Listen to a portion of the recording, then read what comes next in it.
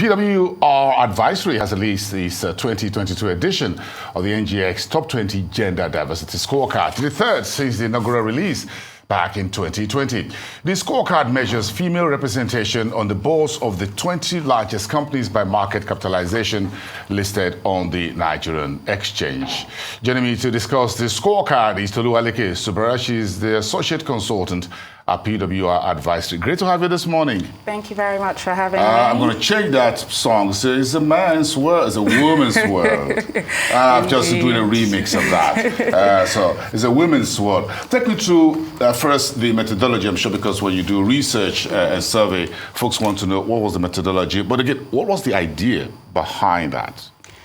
So thank you very much for having me. Indeed, the scorecard measures female representation across the boards of the 20 largest listed companies on the Nigerian Stock Exchange, 20 largest by market capitalization. And the way we go about it is that on the last day of July, we collate data from the company's websites, from their annual reports, and indeed from the stock exchange, listing both male and female directors, and then we rank them according to their percentages. And the essence of this is just to provide information towards the cause of diversity and inclusion in corporate Nigeria, furthering the cause for women to be represented on these boards. And so, like I said, we match the data against the company's annual reports and against their websites and then rank them. So if I'm going to give 5-star. So 50%, companies with 50% or more female representation get 5 stars. Unfortunately, we're yet to have any company attain that great achievement. No 5-star? No 5 stars. Okay, give me 4-star. So most of the companies we find with 4 stars, which means that they have 40% or more female representation. 3 stars, 30 or more female representations. Companies with 2 stars have 10% or more female representation, and companies that do not have any stars, that do not have any female representation, just get a cross. So like I said, we tend to see the companies within the 30 to 40% range, so on average with 4 stars. Was that the key findings of the report? Across, I know the 50 companies you're talking about or so that you surveyed will cut across banking, industrial goods, and what have you. Where do you have most female? So, the financial services. Actually, within the conglomerate, yes, the financial services, which we now have many of them having holding companies and being represented as groups on the stock exchange. Those are their names. So, yeah, so the 4 highest ranked companies, like we can see, are Lafarge Cement, Nigerian Breweries, and Stanbic IBTC with 4 stars, and then Guinness Nigeria with 3 stars. And in 2022, we found 27.9% of board directorship held by women, and this represents approximately 64 out of 229 seats, and this is good compared to the 23.4% we had last year. And like I said, the sector with the highest number of board seats are the conglomerates, followed very closely by the consumer goods. And unfortunately, we tend to see minimal representation amongst the ICT sector and in agriculture. But there has been slow but good progress, like I said. 50% of the top 20 companies also have at least 30% female representation on their boards, which is up from 25% last year. And for the first time since the launch of the scorecard, we have one of Nigeria's 20 listed companies with a female CEO, which is Mrs. Owen Omogiafo of the Transcorp Group. So congratulations to her and the entire group. And more importantly, we have for the first time a female director on every single board. So this is the first time since in the last 3 years since we've been producing this scorecard that we've seen. You think we are moving the needle?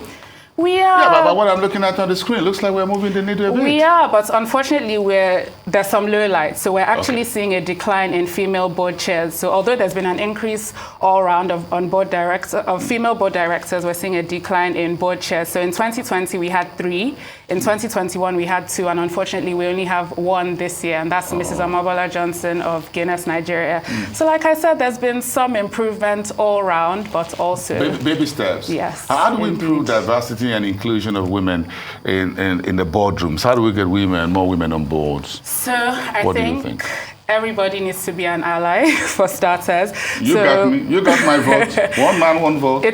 Women represent 50% of the population, so it's a win-win situation, right? It's getting more women involved. And so companies need to start to understand the business case for diversity and inclusion, and beyond mandatory regulations from the public sector. We want companies to start to make their own commitments, their own efforts, and indeed put out their own targets to upskill women, to provide avenues for training and development for these women to increase their leadership capacity so that indeed they're more visible in the workplace. Also to educate the leaders and the top management about the importance of this diversity and inclusion and get those people to become coaches, to become mentors, to become formal sponsors of these women. I mean, getting women into the workplace, female participation isn't a problem at the bottom of the hierarchy, but we need to make sure that we're breaking down these barriers so that indeed they're flowing through the pipelines and fulfilling these leadership positions. What is the impact of female representation on boards? I know for consumer goods they need it a lot, and I know why. I've been in the market still for long.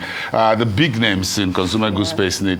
You want a woman to be your director of sales at a very depth level because again. Yes, we have fantastic decision makers. Yeah, fantastic decision makers. They are good brand sellers and what have you. They can move brands and all of that. So if you look at Nigerian breweries, you look at Guinness and the likes.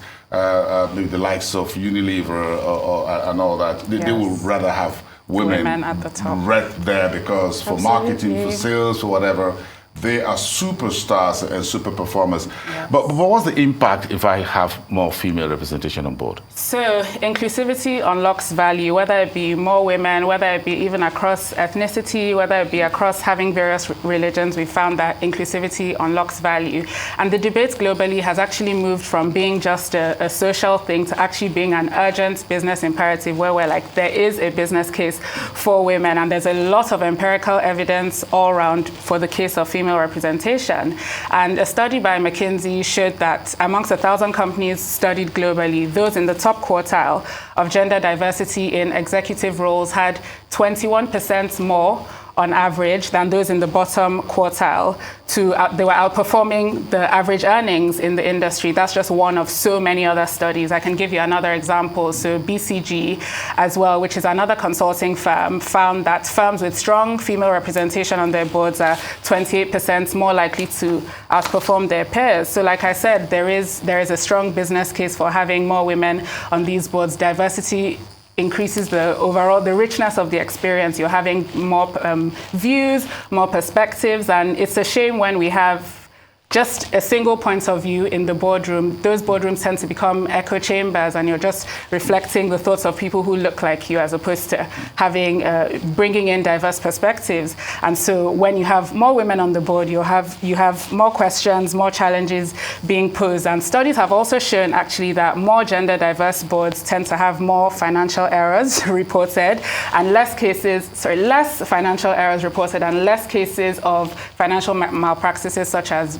corruption, bribery, fraud, and all of that. So indeed, there's a business case, and I think businesses and communities in Nigeria need to start to harness the power of 50% of their population in these spaces. You know, we mainstream women here as well at Arise.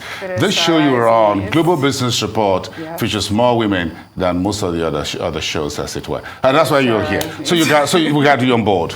Welcome aboard. Come on with you on our board, right here on Global Business Report. Thank you so much, Toluwaleke Subair of PWR Advisory. Thank you so much.